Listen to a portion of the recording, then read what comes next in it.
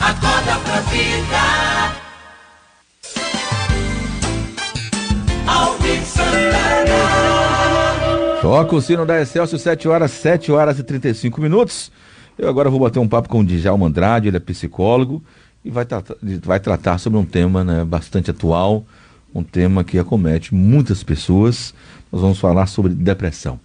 Djalma, seja bem-vindo aqui, o Djalma é psicólogo e vai falar um pouquinho pra gente sobre esse tema tão delicado. Eu sei que muita gente passa por esse momento, né, por uma depressão, ou já passou, ou conhece alguém, né, que esteja passando, que já passou por uma depressão. E o Djalma vai falar com a gente quais são os sintomas, né, como a gente tentar ajudar essa pessoa, ou também se ajudar, não é?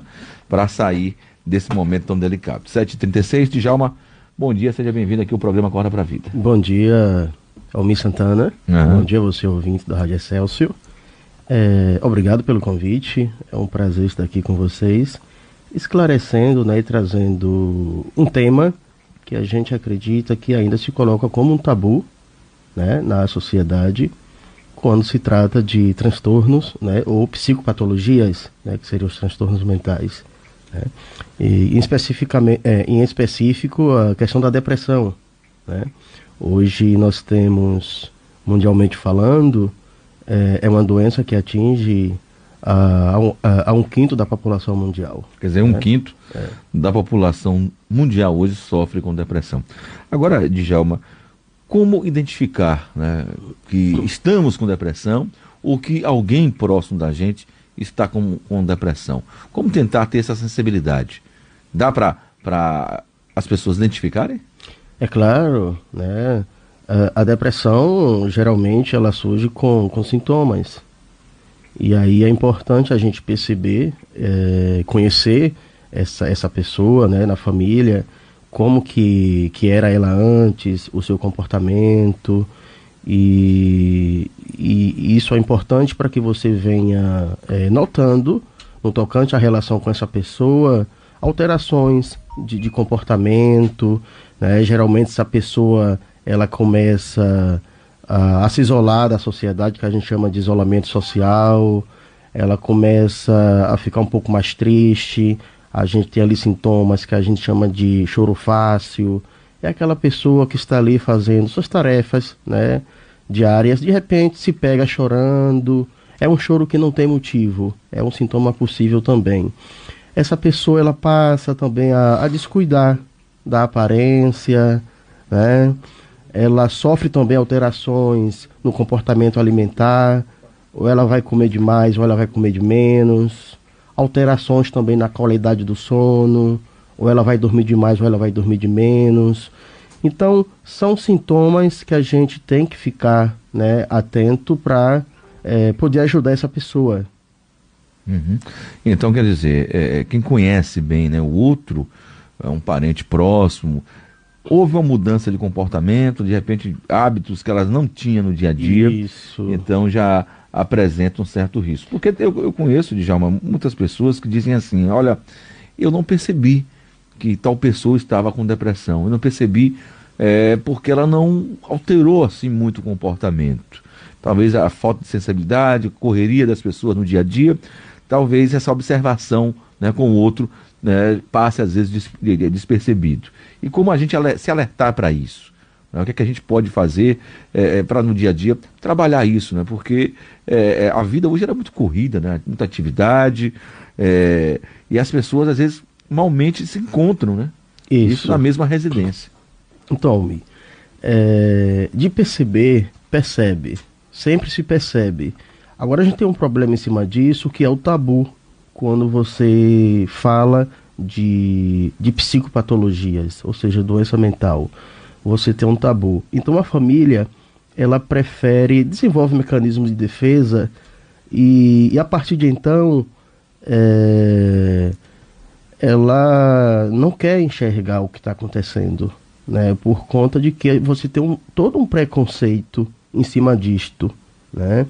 E o que justifica isso principalmente é que até hoje, né, os profissionais da área de saúde mental, eles não são bem, digamos assim, procurados, né? Você acha que existe um tabu, as pessoas ficam assim, eu vou procurar um psicólogo, não tô doido. Às vezes as pessoas não entendem, né? Que o psicólogo não é porque o cara tá doido, não. O psicólogo é porque a pessoa está passando por um problema momentâneo e que precisa ajuda de um profissional para escutar essa pessoa, não é isso? E você traz a palavra-chave aí, a escuta. Hoje as pessoas elas não se escutam mais. E isso é uma possível justificativa para o número crescente da depressão no Brasil e no mundo. 5% da população brasileira sofre de depressão, 9% de transtorno de ansiedade, né? Ou seja, a depressão ela surge sempre, né, está acoplada ao transtorno de ansiedade. Agora, pela sua experiência, Djalma, né, pelo recebimento de pacientes no seu consultório, qual o tipo de depressão, né?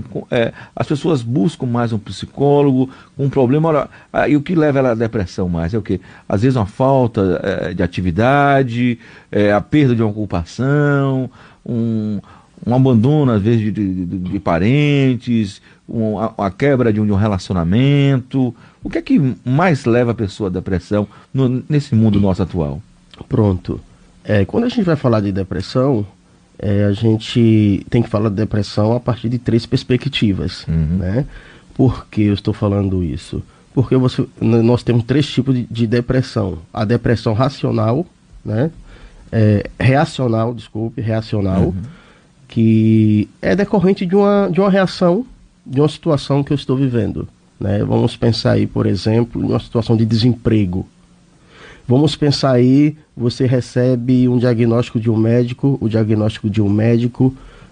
onde você foi diagnosticado com câncer, com HIV, né?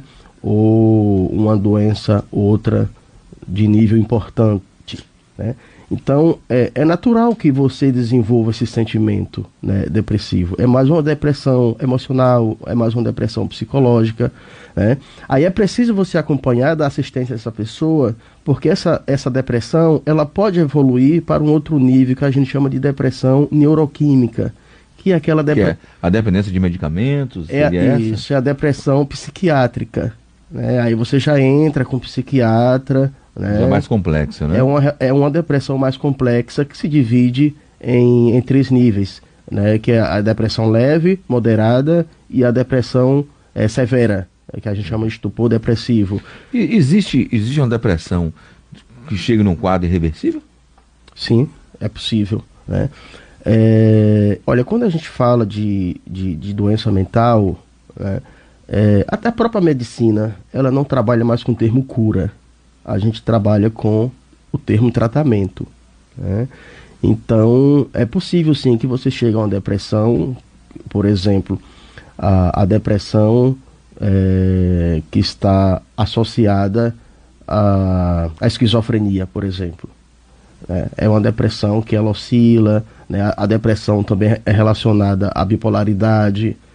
Então, o sujeito ele pode ter acesso ao tratamento, né? Amenizar o seu sofrimento, né? E mesmo ele ficando bom, você tem sempre ali um vulcão dentro desse sujeito, né?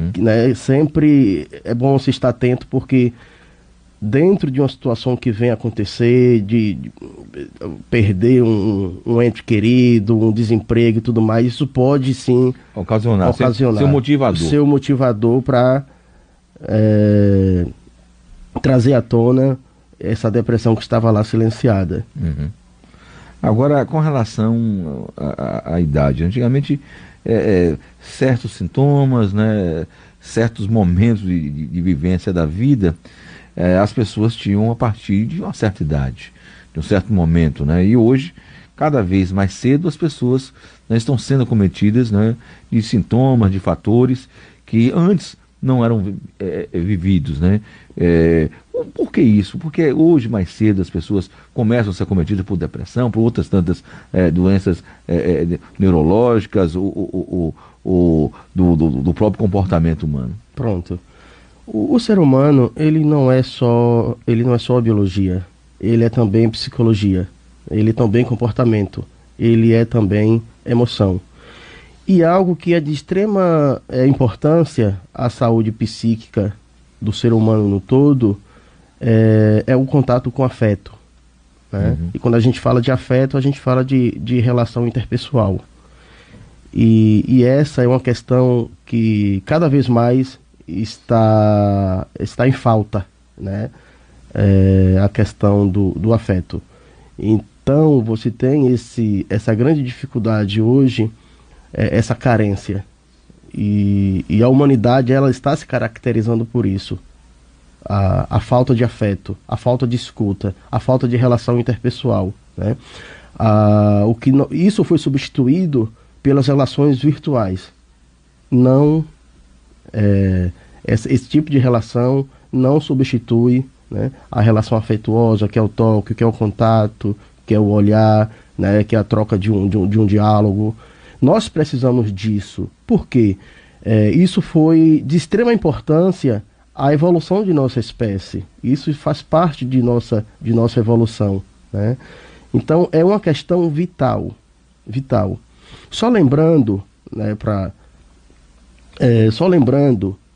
que dentro desse aspecto do que é vital ao ser humano, quando se põe ameaça, há uma tendência. Quando a vida ela é ameaçada, há sempre uma tendência em esse indivíduo ele deprimir, né? Então, a questão do desemprego, a recessão econômica no país, isso é universal. Hoje seria um dos grandes fatores no Brasil. Vamos analisar o nosso cenário, né? Brasil, Bahia. Hoje, o que mais leva as pessoas à depressão é esse momento econômico de crise, de dificuldade de honrar, né, as suas despesas, de sustentar, né, o seu lar. Isso é mais rapidamente potencializado a depressão? Com certeza. Justamente porque o fator financeiro, ele é uma questão extremamente vital. Eu dependo de meu salário, eu dependo desse valor para nutrir, para manter a minha família e manter. Então nós estamos falando de uma condição vital. E essa condição vital, ela está sendo ameaçada a todo instante. A incerteza, quer dizer, isso leva a um estresse exacerbado, é o que a gente vê na sociedade. Isso leva a uma agitação generalizada, né? Só lembrando que a agitação que a gente tem na sociedade, a agitação que a gente tem nas redes sociais, é um reflexo dessa agitação interna do ser humano. O movimento é sempre de dentro para fora, nunca ao contrário. Então é sim um fator de risco que eu considero o mais agravante no momento e que justifica, em parte, o número crescente de depressivos no Brasil. Uhum. E com relação assim ao afeto, né, o carinho, o amor entre as pessoas, que às vezes você tem uma pessoa de uma certa idade, de repente ela termina sendo esquecida um pouco pela família, né, ou deixada de lado, as pessoas até não percebem pela sua rotina, mas que deixou essa pessoa um pouco de lado, né? Às vezes o relacionamento era mais próximo, a convivência era diária, e de repente esse convívio é um pouco, né, distanciado. Isso também é um dos fatores que potencializa a depressão? Com certeza. Deixa eu te falar. Afeto é um termo que vem de feto. Você põe esse aí de afeto, é um A de negação na gramática, não é isso? Uhum. Então, o que é o feto? É uma ligação. É, né? Uma ligação com o universo materno, né? E que você tem aí uma estrutura que a gente chama cordão umbilical, que ele é de extrema importância na sobrevivência desse bebê, desse feto, né? O que acontece? Quando esse bebê nasce, ele deixa de ser feto e passa a ser afeto, ou seja, o meu cordão umbilical agora, do qual eu vou precisar para manter a minha existência, a minha sobrevivência, é esse contato com as pessoas.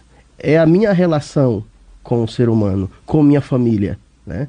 A partir do momento que eu me distancio dessa relação afetuosa, né, é claro que isso também vai se pondo em ameaça, esse cordão umbilical, né, do qual todos nós precisamos. Então, é também um fator de risco à depressão, né? É claro que a gente está falando aqui, nesse sentido, de uma depressão mais psicológica, de uma depressão mais situacional, ou seja, reativa. Mas é claro que isso evolui para uma depressão neuroquímica, para uma depressão psiquiátrica, você não tratando, né? E caso não se identifique a depressão, né, ou não se trate a depressão, né, quais são as consequências? Então, o primeiro passo que precisamos compreender dentro dessa perspectiva é que tipo de depressão é este, né?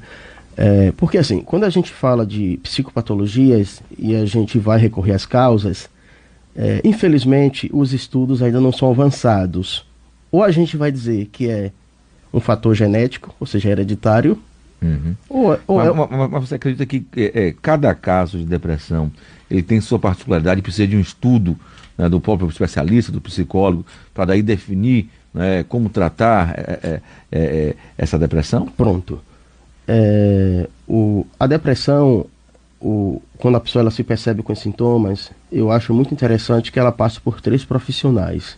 E vou justificar o motivo pelo qual. O psicólogo, o psiquiatra e o neurologista. Por que o neurologista? Você tem determinadas doenças ou patologias neurológicas, a exemplo da neoplasia, ou seja, do câncer, né?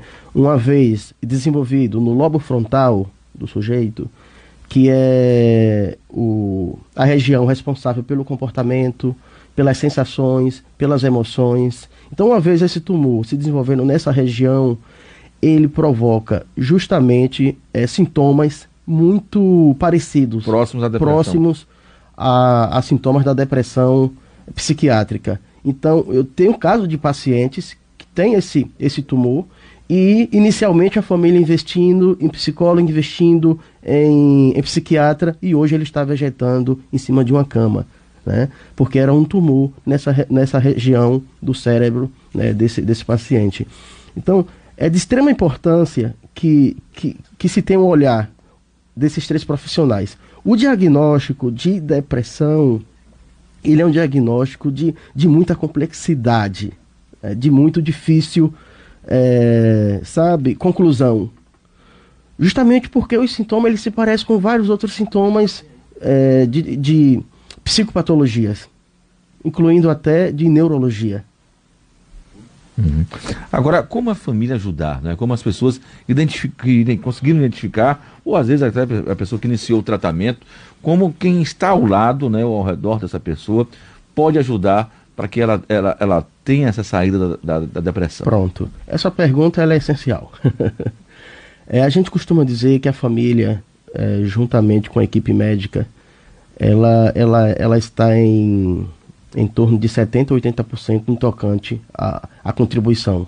Ou seja, a família, o papel da família, ela é de fundamental importância. O que é que acontece? Em primeira instância, temos que entender que se trata de uma doença. O sujeito... É necessário reconhecer. Reconhecer que o sujeito está doente. Porque o que é que a gente escuta do familiar em nossas experiências? Ele é preguiçoso, né? Ele não quer... Porque de repente a pessoa passou de mudar de comportamento, não quer realizar atividade nenhuma, às vezes não quer nem sair de casa, né? Ele sempre foi assim.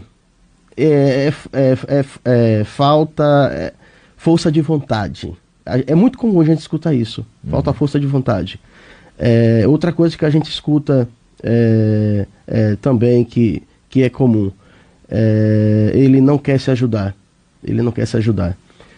Outra coisa, familiar, busca um processo de motivação que, ao invés de surtir um efeito positivo, o efeito é o contrário. Tipo, começa a mostrar fotos e vídeos de pessoas que não têm perna, que não têm braço, mas que são felizes, que tocam a vida, que fazem e acontece. Isso é extremamente negativo para o depressivo ou para quem está entrando em depressão. Por quê? Ele desenvolve, para além desse sofrimento, um sentimento de culpa. Uhum. Eu não consigo. Ele começa a se sentir pior, né? Pior, eu não consigo. Eu sou um fracassado. Eu não consigo, né? Então, assim, a família precisa entender que esse tipo de ajuda não é bem-vindo, sabe? É importante compreender que esse sujeito está doente, que tem um sofrimento ali em latência, em evidência, muito grande. A melhor forma de ajudar é escutar, né? É se fazer presente. É dar aquilo que a gente falava no início, afeto a esta pessoa. E sobretudo, encaminhar essa pessoa para esses profissionais que são competentes, porque precisa de diagnosticar que tipo de depressão é essa, né? É uma depressão hereditária? Tem casos na família? Né? É uma depressão... Quando existem casos na família, é mais comum a depressão seguir a hereditariedade? Se é comum? Sim. É comum. É comum. Não é incomum, não. É muito comum. É mais comum, então. É mais comum do que incomum. E fazer, quer dizer, esse diálogo também com o profissional que está acompanhando. Quanto tempo demora assim, um tratamento de depressão? Ou seja, tem pessoas que já passaram por esse estágio, conseguiram superar isso e viveram a vida, né, de certa forma, dentro da normalidade. Claro que ela sempre precisa de um acompanhamento para que não volte a ter essa depressão. Vai precisar de uma atenção, quer dizer, de um cuidado constante. Mesmo que ela deixe, né, o tratamento terapêutico, o tratamento medicinal, mas assim, ela precisa estar atenta a todo instante. E quem estiver com ela ao redor também, né? Por exemplo, você tem uma pessoa que tem histórico de depressão e no momento ela está em paz. Uhum. Então assim, como contar para essa pessoa que a mãe dela faleceu? Tem que ter todo um cuidado com isso. Né? Como contar para essa pessoa uma tragédia que aconteceu com seu irmão na BR-324? Sabe? Quer dizer, que essas notícias que chocam, né? Ou seja, abalo emocional, elas precisam ser bem trabalhadas, né? Precisam, né? E isso tem que ser no dia a dia constantemente. Tem que ter esse cuidado. Ah, não, é porque ele está curado, então agora pode. Não. Calma, não pode. Né? Porque você tem uma pessoa que vem de um histórico, que tem um histórico de depressão. E as notícias alegres, quando chegam para o depressivo, como ele se comporta, né? Geralmente ele absorve isso como algo que pode transformar a vida dele para melhor, ou às vezes termina sendo de efeito contrário. Pronto. Tudo ao extremo tem seus alertas, não é isso? Então assim, é bom a gente procurar o meio termo das coisas. Porque o que é uma notícia, digamos assim, explosiva, aquela notícia alegre... Boa para um, de repente, né? Para outro já não... A Almi ganhou na Mega Sena, sabe? Quem sabe onde isso aconteça, hein, né? Pra te ajudar, muita gente não quer dinheiro para mim, não, eu quero para ajudar o povo. A Almi ganhou na Mega Sena, né? Quer dizer, você tem um turbilhão de emoções, sensações aí, que é comprovadamente que as pessoas piram, né? Porque o que é que nós estamos falando? Nós estamos falando de uma estrutura psíquica, de uma estrutura cerebral que ela tem seus limites, né? Para dar conta das sensações e das emoções, né? Então, assim, ao extremo, você altera de toda sorte o funcionamento dessa estrutura. Por que é que quando o sujeito ele mete uma arma em sua cabeça, né, você traumatiza, né, principalmente nos primeiros dias seguintes, você traumatiza, porque nesse momento você está diante de uma reação emocional que sua estrutura psíquica e cerebral ela não consegue dar conta disso, né? É igual você, vamos supor aqui, você encher aquelas bolinhas, bexiga que chama, né? Uhum. Ela tem um limite para suportar esse volume de ar, né? Então ela vai estourar. Com a estrutura psíquica não é diferente. Ela tem seu limite de sensações, de reações, de emoções. Então os extremos, eles são sempre perigosos, independentemente se o sujeito ele tem histórico de depressão ou não. E se tem, é claro que isso vai se colocar, né? E o ideal é sempre procurar o profissional, né?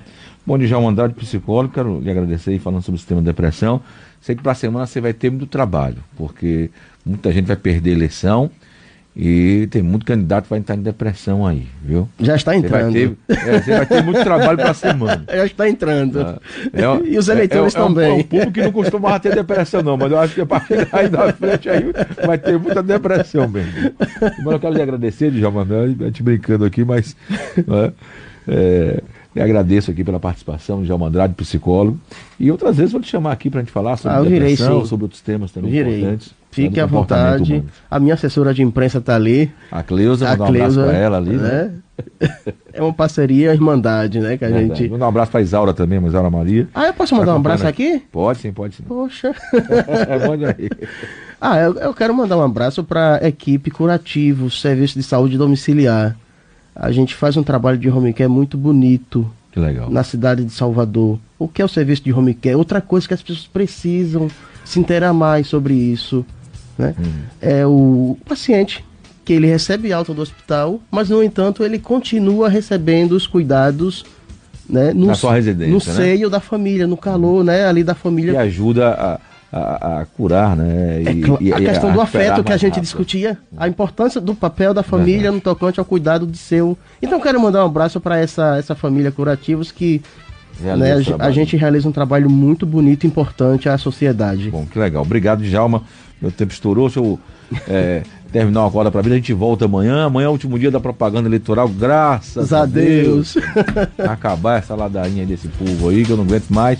E dia 7 a gente vai voltar. Vamos tentar escolher o melhor para o Brasil, né? E para o estado da Bahia, para o Congresso Nacional, os deputados federais, senador e também na Assembleia Legislativa. Tem muita gente que não faz nada, a gente vai mandar embora.